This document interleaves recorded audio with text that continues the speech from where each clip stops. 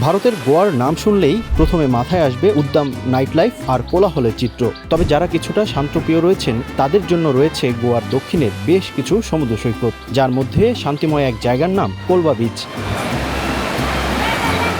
দক্ষিণ গোয়ার মারগাঁও থেকে মাত্র 6 কিলোমিটার পশ্চিমে অবস্থিত এই শান্তিময় বিচ। এই সমুদ্র সৈকত প্রায় 2.5 কিলোমিটার দীর্ঘ।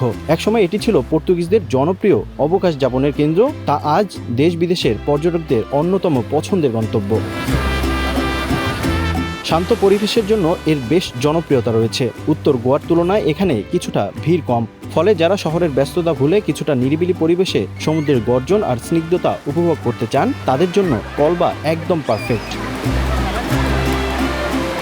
তবে শুধু শান্ত পরিবেশই নয়, সকাল হতেই এই সমুদ্র সৈকত রূপ নেয় রোমাঞ্চকর এক কেন্দ্রে। প্যারাসেলিং, ব্যানানা রাইডের মতো বেশ কিছু ওয়াটার স্পোর্টসের আসর জমে এখানে।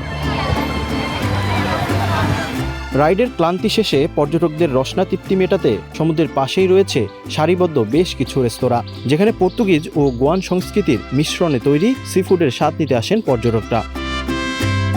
তবে কোলবা বিচের মূল আকর্ষণ এর গোধূলি লগ্নে। দিনের ক্লান্তি শেষে যখন সূর্য হেলে পড়ে পশ্চিম আকাশে, তখন আনাগোনা বাড়ে সব বয়সী মানুষের। কেউ আসেন প্রিয় মানুষকে নিয়ে, আবার কেউ আসেন পরিবার নিয়ে সময় কাটাতে। আরব সাগরের বুকে যখন ধীরে ধীরে সূর্য হারিয়ে যায়, তখন সমুদ্র সৈকতে নেমে আসে এক মায়াবী নীরবতা। আর সেই স্মৃতির ক্যানভাস নিয়েই ঘরে ফেরেন ভ্রমণ পিয়াসীরা।